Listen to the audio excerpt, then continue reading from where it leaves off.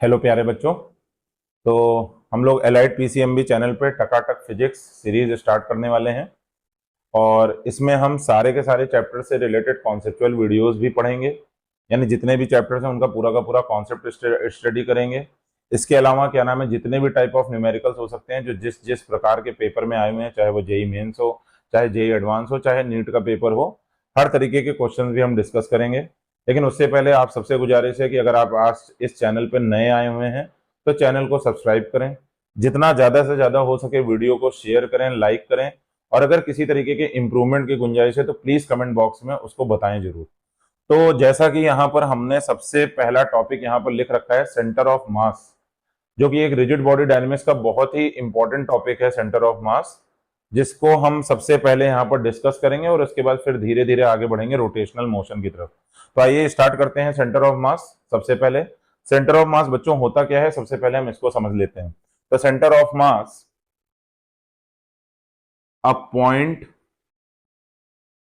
In a system of particles, a point in a system of particles at which the total mass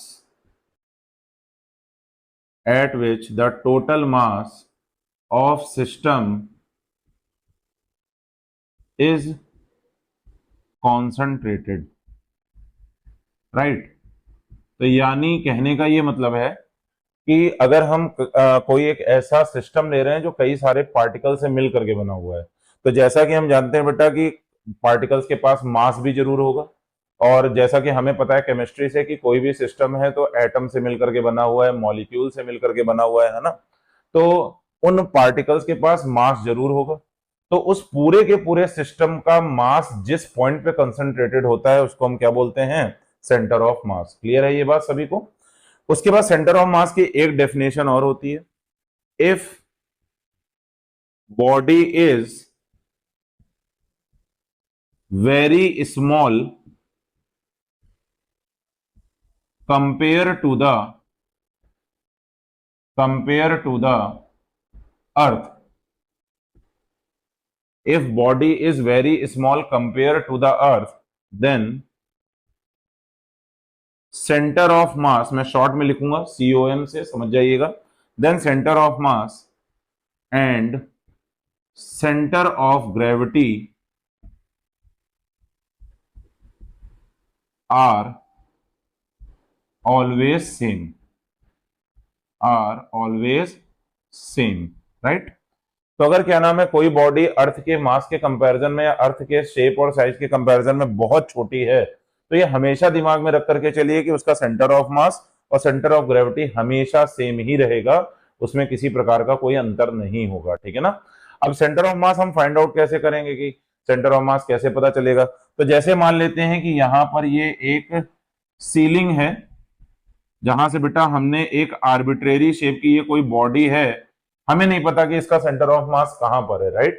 तो हमने क्या किया, हमने इसको एक सीलिंग से लटका दिया गया, लेट अस से दैट हमने इसको यहां पर हैंग कर दिया, एक धागे से बांध करके या डोरी से बांध करके हमने इसको हैंग कर दिया और इसको फ्रीली छोड़ दो। अब जैसे ही फ्रीली छोड़ोगे ये घूमना शुरू करेगी, इधर उधर टेढ़ी मेढ़ी होगी, है ना, इधर उधर घूमेगी, और after certain time it will become stable. तो जब ये स्टेबल हो जाएगी तो ये देखा जाता है experimentally, it was found that कि ये जो थ्रेड है बेटा, या ये जो धागा है, डोरी है, इसकी लाइन ऑफ एक्शन आप बढ़ा दो, यानी इसकी जो एक्सिस है इसी एक्सिस को आप आगे की तरफ बढ़ा दो और इसको बॉडी के थ्रू पास करा दो। तो इसी एक्सिस पे, यानी ये जो धागे की एक्सिस है, इसी पे कहीं ना कहीं इसका, इस पूरी की पूरी बॉडी का सेंटर ऑफ मास लाई करता है ना? ये बहुत इंपॉर्टेंट रिजल्ट है। आप एक अनुमान लगा सकते हो कि सेंटर ऑफ मास किसी भी बॉडी का कहां पर होगा। तो अगर आपने किसी भी बॉडी को थ्रेड से या डोरी से लटका रखा है और डोरी से लटकाने के बाद थोड़ा इधर उधर घूमने के बाद अगर वो बॉडी स्टेबल हो जाती है, तो डोरी की जो लाइन ऑफ एक्शन होगी उसी लाइन ऑफ एक्शन पे सेंटर ऑफ मास कहीं ना कहीं पर लाई करेगा जरूर, ये कंफर्म है, समझ लीजिए। आई थिंक इतनी बात सबको समझ में आ गई होगी। तो ये एक तरीका है, ठीक है ना, दैट इज द मेथड कि हम ये अनुमान लगा सकते हैं कि सेंटर ऑफ मास कहां पर लाई करता है। तो सेंटर ऑफ मास के बारे में हमने दो प्रॉपर्टीज स्टडी की। सबसे पहली प्रॉपर्टी क्या है कि सेंटर ऑफ मास की डेफिनेशन क्या है कि ऐसा पॉइंट किसी भी सिस्टम ऑफ पार्टिकल में जहां पर सिस्टम का टोटल मास कंसंट्रेट हो जाए वही कहलाता है सेंटर ऑफ मास। अगर बॉडी बहुत छोटी है अर्थ के कंपैरिजन में तो उसका सेंटर ऑफ मास और सेंटर ऑफ ग्रेविटी हमेशा सेम होगा, ये चीज दिमाग में रख करके चलना है। तीसरा बहुत इंपॉर्टेंट पॉइंट है जो मैं यहां पर लिखने जा रहा हूं कि अगर बॉडी जो है, सॉरी यहां पर मार्कर थोड़ा सा अपना ढीला पड़ गया है, तो अगर कोई बॉडी हम लोग डिस्कस कर रहे थे, अगर कोई बॉडी है जो कि क्या नाम है रेगुलर शेप की बॉडी है, रेगुलर या होमोजीनियस शेप की बॉडी है, लाइक मैं यहां पर बात कर रहा हूं डिस्क है, राइट, स्फीयर है यहां पर, या सिलेंडर है यहां पर, या अगर हम बात कर लेते हैं और होमोजीनियस है, बहुत इंपॉर्टेंट है ये, डिस्क हो गया, स्फीयर हो गया, सिलेंडर हो गया, इसके अलावा और अगर हम बात करें तो रेक्टेंगुलर शेप की बॉडी हो गई, राइट, रेक्टेंगुलर शेप की बॉडी हो गई, रेक्टेंगुलर शेप बॉडी, तो इन सभी बॉडीज का सेंटर ऑफ मास, और अगर ये ध्यान रखिएगा ये बॉडी कैसी बॉडीज हैं, होमोजीनियस हैं। What is the meaning of homogeneous? कि इनकी मास डेंसिटी यूनिफॉर्म है। होमोजीनियस से यहां पर मतलब है कि इनकी मास डेंसिटी जो है वो कांस्टेंट है, राइट, इनकी मास डेंसिटी जो है वो यूनिफॉर्म है। तो ये हमेशा ध्यान रखना है कि इनका जो सेंटर ऑफ मास होगा, और अगर ये बॉडीज क्या नाम है अर्थ के कंपैरिजन में बहुत छोटी हैं, ठीक है ना, अगर ये सारे के सारी जो बॉडीज हैं ये अर्थ के कंपैरिजन में बहुत छोटी हैं, साथ में बेटा होमोजीनियस है, होमोजीनियस का मतलब मैंने बता दिया कि मास डेंसिटी क्या है, यूनिफॉर्म है, तो उस कंडीशन में हमेशा ध्यान रखना है कि ये जो सेंटर ऑफ मास होंगे ये हमेशा ज्योमेट्रिकल सेंटर होगा बॉडी का, ये बहुत इंपॉर्टेंट है, ये हमेशा क्या होगा बेटा, ज्योमेट्रिकल सेंटर होगा, ये हमेशा ध्यान रखिएगा, बहुत इंपॉर्टेंट है। इसको पॉज करिए, वीडियो को स्लो डाउन करिए, ये सारे के सारे पॉइंट्स लिख जरूर डालिएगा, कहीं पर नोट जरूर बना लीजिएगा, क्योंकि जब हम न्यूमेरिकल लगाएंगे तो ये सारे के सारे थियोरेटिकल कॉन्सेप्ट बहुत इस्तेमाल होते हैं, ये दिमाग में रख करके चलिएगा। जैसे फॉर एग्जाम्पल मेरा ज्योमेट्रिकल सेंटर से क्या मतलब है कि अगर मैंने कहीं पर एक रेक्टेंगुलर शेप की बॉडी ले ली, ऑब्वियस सी बात है रेक्टेंगुलर शेप की बॉडी है तो 2 डायमेंशनल ऑब्जेक्ट है। 2 डायमेंशनल ऑब्जेक्ट क्यों है? क्योंकि इसके पास लेंथ है और विड्थ है, तो अगर मैं इसके डायगोनल्स को इंटरसेक्ट करा दूं तो ये इसका ज्योमेट्रिकल सेंटर आएगा, यानी किसी भी क्वाड्रिलेटरल का जो ज्योमेट्रिकल सेंटर आता है वो डायगोनल्स का इंटरसेक्शन पॉइंट आता है, तो यही जो डायगोनल का इंटरसेक्शन पॉइंट है बेटा यही सेंटर ऑफ ग्रेविटी भी होगा और यही क्या होगा, सेंटर ऑफ मास भी होगा, बशर्ते कंडीशन ये है कि बॉडी होमोजीनियस होनी चाहिए, और होमोजीनियस के साथ साथ इंपॉर्टेंट क्या है कि वो अर्थ के कंपैरिजन में क्या होनी चाहिए, बहुत ही छोटी होनी चाहिए, ये बहुत इंपॉर्टेंट है। होपफुली ये सभी को क्लियर होगा।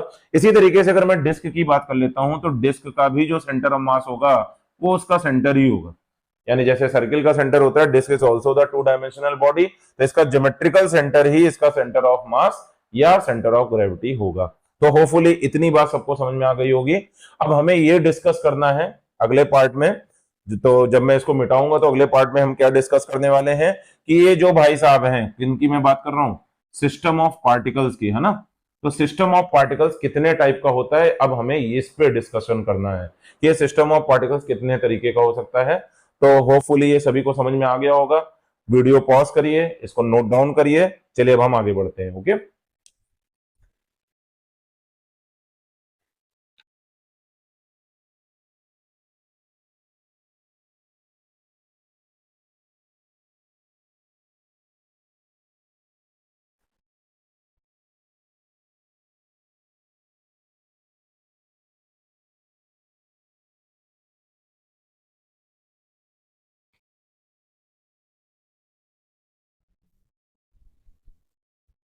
तो चलिए अब हम लोग आगे बढ़ते हैं सेंटर ऑफ मास में। तो हम बात कर रहे थे सिस्टम ऑफ पार्टिकल्स की बेटा, तो सिस्टम ऑफ पार्टिकल्स की अगर मैं बात करूं तो सिस्टम ऑफ पार्टिकल 2 प्रकार का हो सकता है।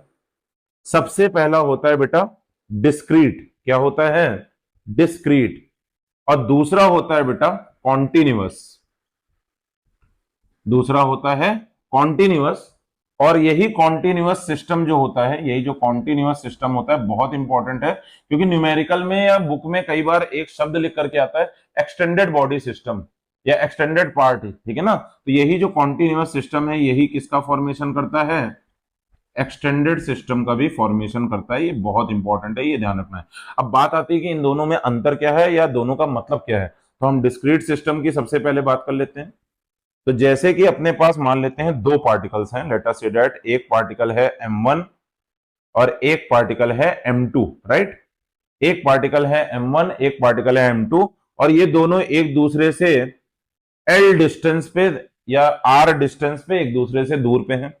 कंडीशन ये है कि m1 और m2 का आपस में कोई रिलेशन नहीं है, यानी m1 और m2 आपस में मिलकर के कोई एक सिस्टम का फॉर्मेशन नहीं कर रहे हैं, या मैं ये भी बोल सकता हूं कि m1 और m2 अलग अलग सिस्टम का हिस्सा है, ये भी मैं बोल सकता हूं, ठीक है। आइसोलेटेड है दोनों, यानी दोनों का आपस में कोई लेना देना नहीं है। तो ऐसे सिस्टम को हम क्या बोलते हैं, डिस्क्रीट सिस्टम। यानी दो या तीन मासेस स्पेस में ऐसे अवेलेबल हैं जिनके बीच में आपस में कोई नाता रिश्ता नहीं है, वो सारे के सारे मासेस आइसोलेटेड हैं, है ना। तो ऐसे सिस्टम को हम क्या बोलेंगे, डिस्क्रीट सिस्टम। वहीं पर अगर मैं एक स्फीयर ले लूं बेटा, let us take a sphere या डिस्क मैं ले लूं, तो हमें पता है ये जो डिस्क या स्फीयर होगा ये कई सारे एटम से मिलकर के बना होगा, है ना। ये कई सारे एटम्स या मॉलिक्यूल से मिलकर के बना होगा, और ये सारे के सारे मॉलिक्यूल्स आपस में कनेक्टेड हैं। ये तो हमें पता है, ये आइसोलेटेड तो हो नहीं सकते, है ना। ये सारे के सारे मॉलिक्यूल्स या एटम्स आपस में क्या है, कनेक्टेड हैं। और अगर ये होमोजीनियस सिस्टम है तो ऑब्वियस सी बात है कि सारे के सारे एटम्स या सारे के सारे मॉलिक्यूल्स एक ही टाइप के होंगे, और जब ये एक ही टाइप के होंगे तो सबका मास भी सेम होगा। तो इस तरीके से ये सारे के सारे मासेस मिल करके क्या बना रहे हैं बेटा, एक कॉन्टिन्यूअस सिस्टम का फॉर्मेशन कर रहे हैं। तो यानी ऐसे पार्टिकल्स का समूह या ऐसे पार्टिकल्स का ग्रुप्स जो मिलकर के एक सिंगल सिस्टम का फॉर्मेशन करते हैं, वो एक्सटेंडेड सिस्टम या कॉन्टिन्यूअस सिस्टम कहलाता है। और वहीं पर ऐसे पार्टिकल्स जिनका आपस में कोई लेना देना नहीं होता और वो अलग अलग सिस्टम का हिस्सा होते हैं या वो आइसोलेटेड भी हो सकते हैं, ठीक है ना, ऐसे सिस्टम को हम क्या बोलते हैं, डिस्क्रीट सिस्टम। तो आई थिंक सभी को डिस्क्रीट सिस्टम और कॉन्टिन्यूअस सिस्टम के बीच में अंतर क्लियर हो गया होगा। ये बहुत इंपॉर्टेंट है कि कॉन्टिन्यूअस सिस्टम का सेंटर ऑफ मास हम कैसे निकालेंगे और डिस्क्रीट सिस्टम का सेंटर ऑफ मास कैसे निकालेंगे। डिस्क्रीट सिस्टम का सेंटर ऑफ मास निकालने का मेथड अलग होता है, कॉन्टिन्यूअस सिस्टम के लिए सेंटर ऑफ मास निकालने का मेथड अलग होता है, राइट। तो इस वजह से इन दोनों में डिफरेंस हमें पता होना चाहिए कि क्या होता है डिस्क्रीट सिस्टम, क्या होता है कॉन्टिन्यूअस सिस्टम। स्टूडेंट्स मैं थोड़ा सा तेजी से चल रहा हूं, होपफुली सभी को क्लियर हो रहा होगा। बेटा अगर कहीं पे भी प्रॉब्लम हो रही है तो आप यूट्यूब पे देख रहे हो, यूट्यूब पे ऑप्शन है कि आप मुझे स्लो डाउन कर सकते हो, ठीक है। तो आप क्या नाम है, चैनल को या वीडियो को क्या नाम है थोड़ा सा स्लो कर लीजिए, उसकी स्पीड स्लो कर लीजिए, आपको और क्लियर समझ में आएगा। जहां भी दिक्कत हो मेरी ईमेल आईडी, मेरा फोन नंबर क्या नाम है दे दिया जाएगा डिस्क्रिप्शन में, आप उस पर मेरे को व्हाट्सएप मैसेज कर सकते हो, मेरे को मेल कर सकते हो। कोई भी प्रॉब्लम होगी मैं कोशिश करूंगा कि आपको उस प्रॉब्लम को मैं सुलझा दूं। लेकिन अगेन मैं इसके लिए रिक्वेस्ट करूंगा कि अपने दोस्तों के साथ हमारे वीडियो को ज्यादा से ज्यादा शेयर करिए, और जितने लोग भी नए आए हैं इस चैनल पे वो हमारे चैनल एलाइट पीसीएमबी को सब्सक्राइब जरूर करें, ठीक है। हम बहुत कोशिश कर रहे हैं आप तक अच्छे से अच्छा कंटेंट पहुंचाने की। चलिए अब आगे बढ़ते हैं, हम देखते हैं कि सेंटर ऑफ मास निकाला कैसे जाता है, अलग अलग सिस्टम के लिए, डिस्क्रीट के लिए कैसे निकाला जाएगा, कॉन्टिन्यूअस सिस्टम के लिए कैसे निकाला जाएगा, और कुछ दो तीन क्वेश्चन लेते हैं जैसे आपको बेसिक कॉन्सेप्ट क्लियर हो जाए। आज का जो हमारी क्लास होगी वो बेसिक कॉन्सेप्ट है, यानी जो एनसीईआरटी बेस्ड बेसिक कॉन्सेप्ट है वो आपको क्लियर हो जाना चाहिए। नेक्स्ट वीडियोस में हम वेरियस टाइप के एग्जाम्पल लेंगे और क्वेश्चंस भी लेंगे।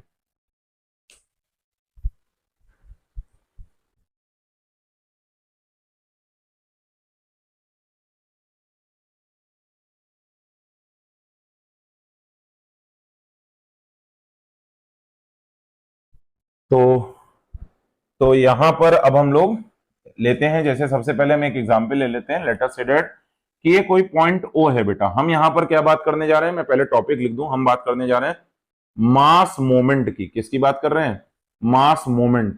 ये थोड़ा सा नया टर्म है बच्चों के लिए, ठीक है। कि ये मास मोमेंट होता क्या है मैं इसको समझाने जा रहा हूं, क्योंकि इसी से हम सेंटर ऑफ मास निकालेंगे। तो लेट अस से दैट हमने यहां पर एक पॉइंट ओ ले लिया जिसको मैं ओरिजिन भी लेकर के चल रहा हूं, that is also as the origin या रेफरेंस पॉइंट। अगर आप इसको ओरिजिन नहीं मान करके चल रहे हो तो हम इसको और क्या ले सकते हैं, it is a reference point. और इसके रिस्पेक्ट में एक पार्टिकल है जिसका मास डिस्क्रीट है, ऑब्वियस सी बात है, m1, ठीक है। एक डिस्क्रीट पार्टिकल है जिसका मास m1 है, और ये यहां से इसका जो बेटा पोजीशन वेक्टर है ये वेक्टर r है। ये क्या है, वेक्टर r है। मास मोमेंट ध्यान रखिएगा एक वेक्टर क्वांटिटी होती है, बहुत इंपॉर्टेंट है। It is a vector quantity, it is not the scalar quantity, है ना। ये चीज दिमाग में रख करके चलिएगा। पोजीशन वेक्टर जिसको क्लियर नहीं है पुराने वीडियो जाकर के देख लीजिए, वेक्टर का पूरा कॉन्सेप्ट पड़ा हुआ है हमारे चैनल पे, आप उस पे पोजीशन वेक्टर जाकर के सीख सकते हैं, कैसे निकाला जा सकता है वो भी सीख सकते हैं। ठीक है, तो चलिए आते हैं, मास मोमेंट का मतलब क्या है। अब अगर मान लीजिए मेरे को इस मास का मोमेंट निकालना है, कहां से, ओरिजिन से या रेफरेंस पॉइंट के रिस्पेक्ट में, तो मास मोमेंट की जो वैल्यू आती है, ये चीज दिमाग में रख करके चलिएगा, मास मोमेंट की जो वैल्यू आती है बेटा, that is m1 into vector r. क्या आएगी value, m1 into vector r, that is the mass moment. बहुत ही आसान है, यानी जिस पॉइंट के रिस्पेक्ट में आपको मास का मोमेंट निकालना है, जिस पॉइंट के रिस्पेक्ट में आपको मास का मोमेंट निकालना है, आपको बेसिकली मास और उस पॉइंट के बीच का पोजीशन वेक्टर चाहिए।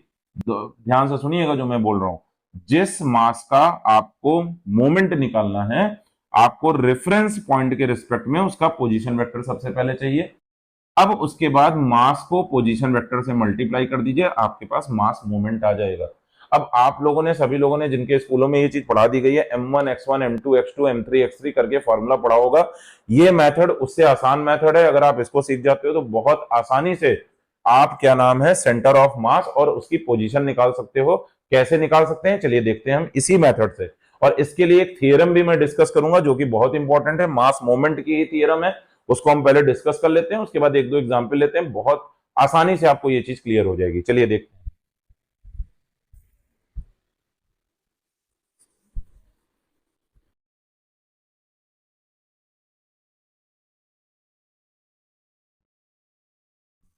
तो थियरम क्या है, सबसे पहले हम थियरम डिस्कस करते हैं। अबाउट द, बहुत इंपॉर्टेंट है बेटा, इसको ध्यान रखना, about the centre of mass, about the centre of mass, the mass moment, the mass moment of all masses, all masses of a system, of a system, about the center of mass, the mass moment of all masses of a system is always zero, is always zero। बहुत important line है ये, बहुत जगह आपको काम आएगी, JEE main से लेकर के नीट तक में क्वेश्चंस आते हैं, इस कॉन्सेप्ट से ही सीधे सॉल्व हो जाते हैं। तो अबाउट, इसका मतलब क्या है, अभी मैं डायग्राम बना करके समझा दे रहा हूं, पहले तो आपको इसको याद कर लेना है और मैं समझा भी देता हूं कि इसका मतलब है क्या। About the centre of mass, the mass moment of all the masses of a system is always zero. तो लेट अस से डेट, हम एक डिस्क्रीट सिस्टम ले लेते हैं। हम क्या ले लेते हैं, डिस्क्रीट सिस्टम ले लेते हैं। मान लेते हैं कि यहां पर एक मास m1 है और एक मास m2 है, और इनके बीच की दूरी जो है बेटा वो समथिंग हम ले लेते हैं कैपिटल L है। क्या है, कैपिटल L, राइट। अब मुझे ने, ये दोनों डिस्क्रीट सिस्टम है, इन दोनों में हो सकता है कि ये दोनों मासेस सेम हो। अगर दोनों मासेस सेम हो जाएंगे तो ये चीज दिमाग में रख करके चलिएगा कि सेंटर ऑफ मास एग्जैक्ट बीच में आ जाएगा। ये बहुत इंपॉर्टेंट रिजल्ट है। टू पार्टिकल सिस्टम अगर कहीं पर दिया गया है और अगर दोनों के दोनों मास आपस में बराबर हैं, भले डिस्क्रीट है, तो इनका सेंटर ऑफ मास जो आएगा वो एग्जैक्ट बीच में आ जाएगा। ये चीज ध्यान रखना है। सेंटर ऑफ मास की एक और प्रॉपर्टी होती है जो कि मैं यहां पर लिख देता हूं, centre of mass always, always shifts towards the, always shifts towards the higher mass. ठीक है, towards the higher mass.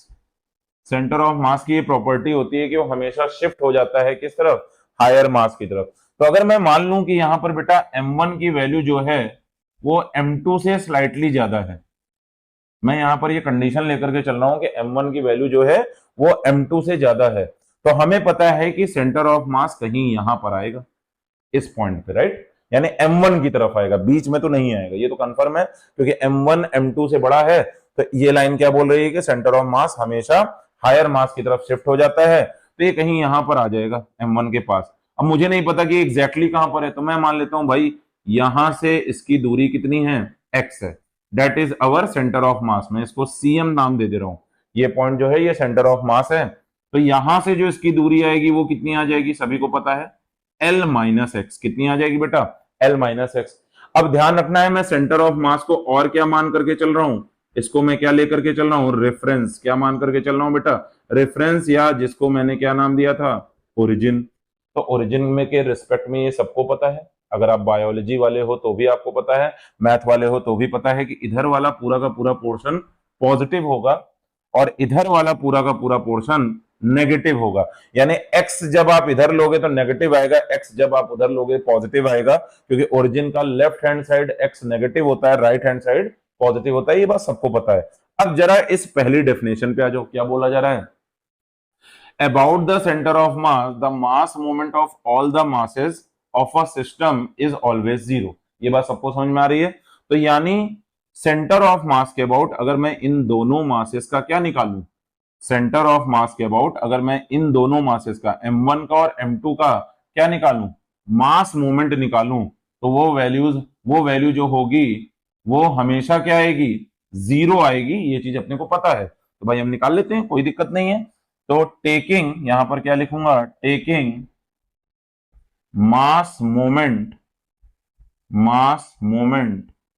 About centre of mass, right. तो भाई क्या आएगा जरा बोलो, मास मोमेंट का फॉर्मूला क्या लिखा था हमने, मास मोमेंट का फॉर्मूला होता है mass into position vector, mass into position vector. कहां से बेटा, रेफरेंस पॉइंट से। कहां से, रेफरेंस पॉइंट से। तो भाई सबसे पहले हम m2 का निकाल लेते हैं, तो क्या आ जाएगा, m2 into L minus x, m2 into L minus x. यहां से लेकर के यहां तक की डिस्टेंस आप देख लीजिए, एल माइनस एक्स है, और फिर माइनस लगा दिया। माइनस क्यों लगा रहा हूं, क्योंकि हमें पता है ये x इधर नेगेटिव का है, तो माइनस का कितना, m1x, m1 इंटू एक्स बराबर कितना आ गया, जीरो आ गया। क्लियर है ये। तो हमें किसकी वैल्यू निकालनी है, हमें x निकालना है। तो जरा भाई इसको सिंप्लीफाई कर लेते हैं, तो डेट इज m2l माइनस का m2x बराबर कितना आ जाएगा, m1x। देखते चलिएगा कैलकुलेशन सभी लोग, ये उधर जाएगा तो पॉजिटिव में चला जाएगा, ये माइनस का इधर है तो उधर जाएगा तो पॉजिटिव आ जाएगा।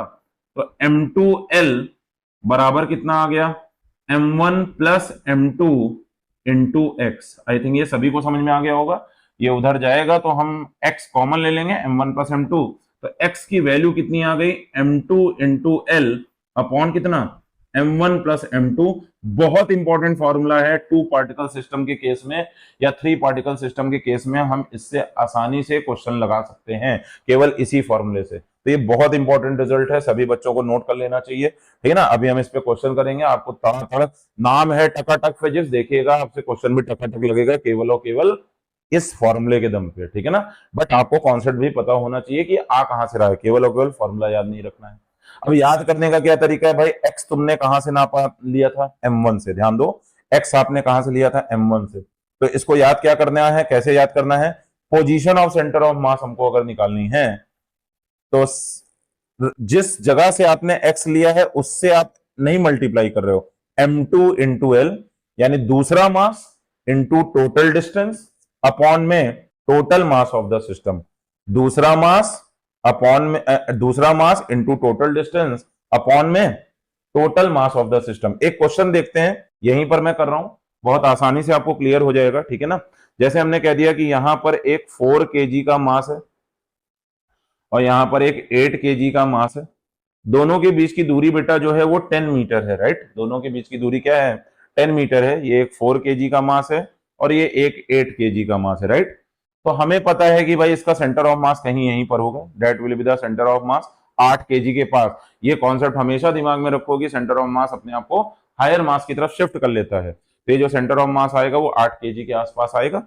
अब मुझे नहीं पता कि ये कहां पर होगा एग्जैक्टली, तो भाई मैंने यहां से कितनी दूरी मान ली, x, तो ये कितना आ जाएगा बेटा, 10 माइनस एक्स। तो x तुमने कहां से लिया है, 8 से लिया है ना। तो x की वैल्यू अगर मैं निकालूंगा तो x तुमने कहां से लिया है, 8 से, तो क्या करोगे, 4 इंटू 10, यानी जहां से लिया है उसको नहीं लेना है, दूसरे वाले मास को। तो 4 into total distance, 4 into total distance upon में बेटा क्या, दोनों मासेस को ऐड कर दो, तो 4 प्लस 8 यानी कितना आ गया, 40 अपॉन में कितना, जल्दी बोलो, 40 अपॉन में कितना, 12। तो that will be something 3.33 metre. तो ये आपको दिख रहा है कि x की वैल्यू कितनी आ गई, 3.33 मीटर। तो बहुत आसान है, बहुत आसान है। इसी तरीके से एक क्वेश्चन मैं और लेकर के चलता हूं। इसको सभी लोग नोट कर लीजिएगा, वीडियो पॉज करके हम आगे बढ़ते हैं, एक क्वेश्चन और देखते हैं इसी कॉन्सेप्ट पे। बहुत आसान कॉन्सेप्ट है, वीडियो को एक दो बार फिर से देखेंगे, सभी को ये चीज क्लियर हो जाएगी। अगर एक बार में, वैसे तो एक ही बार में क्लियर हो जाना चाहिए, नहीं भी होता है, स्लो करके देखिए, आपको डेफिनेटली क्लियर हो जाएगा।